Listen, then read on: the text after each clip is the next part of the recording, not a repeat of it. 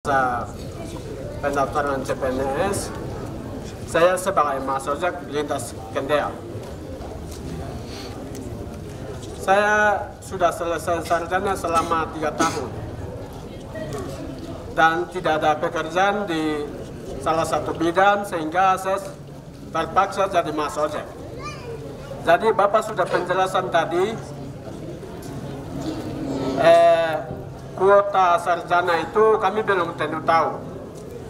Makanya 20% alihkan ke non-Papua, kami sangat minta maaf. Segera kembali ke OAP. Supaya kami semua tidak boleh lagi jadi Mas Ojek, tidak boleh lagi jadi petani, tidak boleh lagi jadi pekerjaan lain. Kami minta supaya Putra Daerah Intan Jaya atas nama sarjana 100%. Itu yang saya perlu sampaikan. Terima kasih, waktu kembalikan. Hidup dalam CPNS! Hidup! Hidup dalam CPNS! Hidup! Baik, terima kasih. Yang pertama-tama, patut kami memanjatkan puji syukur kepada Tuhan Yang Maha Kuasa, karena Tuhan begitu baik, sehingga kami, kalau memang izinkan kami untuk terbang ke Nabire, berarti tolong komunikasi sama perhubungan yang ada di bandara, untuk turunkan harga transportasi pesawat, untuk dari sini ke bandara, ke Nabire, terus dari Nabire ke sini. Karena mengingat dengan kita punya transportasi. Nah, karena ekonomi kami sekarang belum tentu semua berada, begitu. Pemerintah Kabupaten Intan Jaya menerima aspirasi pencaker.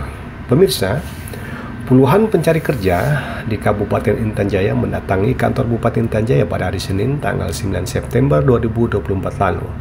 Mereka menanyakan hal 80% dan 20% yang berlaku untuk orang asli Papua, khususnya di Intan Jaya.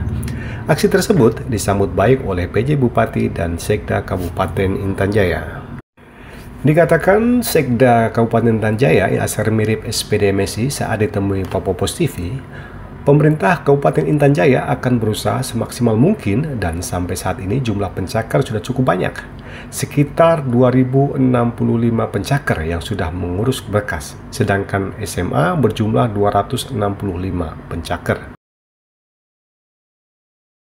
Saya mau kasih sebab apa, memangnya agak berat juga untuk dilaksanakan di sini. Begitu, dari kondisi komputer yang ada juga terbatas. Yang tes ini kan kita coba jumlah terdaftar berapa sekarang? Seluruhnya dari SMA sampai ke sarjana.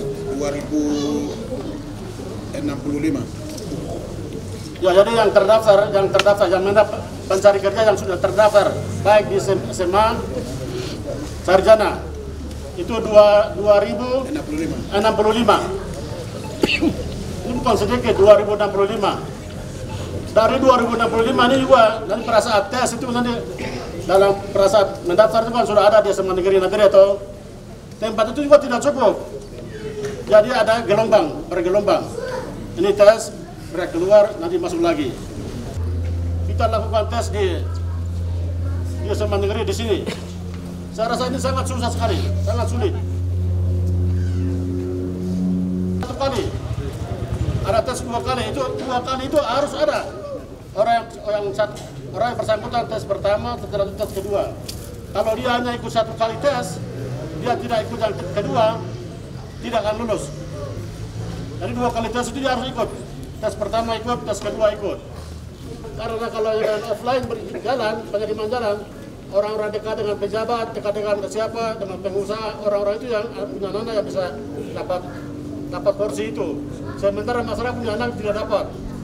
Nah, itulah yang salah satunya negara atur bagaimana supaya semua tes online, supaya petani punya anak juga bisa jadi pegawai negeri.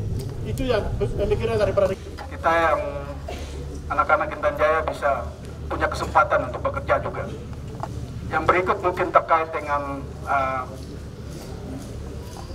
tempat tes. Tempat tes ini memang ini menjadi persoalan.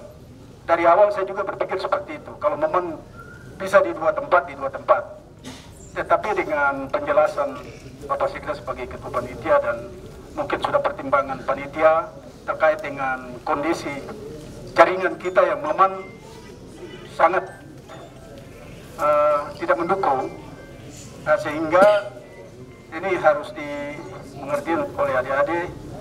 Tapi yang paling penting sekali itu yang kita garis bawahi itu, ya tes ini dengan kebijakan pemerintah untuk menyampaikan seperti tadi itu kan, itu pemerintah pasang dada untuk adik-adik, pasang dada untuk adik-adik, untuk khusus untuk tingkat esensial, untuk kita harus tutup mata untuk anak-anak Intan Jaya. Nasir Miri menambahkan, Pemkab Intan Jaya akan berusaha dan berharap para pencaker juga harus semangat dan berjuang demi nasib mereka ke depan. Terkait tes CPNS tahun 2024 ini, pemerintah berencana untuk melaksanakan tes tersebut di Sugapa. Tetapi karena status jaringan sampai saat ini belum juga bagus, sehingga akan dilaksanakan tes di Nabire. Pada kesempatan itu, Sekda juga menyampaikan terkait dengan harga tiket. Pihaknya akan memanggil pihak Bandara Bilore Sugapa untuk membahas terkait dengan harga tiket, sehingga para pencaker bisa turun ke Nabire untuk mengikuti tes di Nabire dengan baik. Alfredo Robi Wihawari melaporkan untuk Papua Post TV.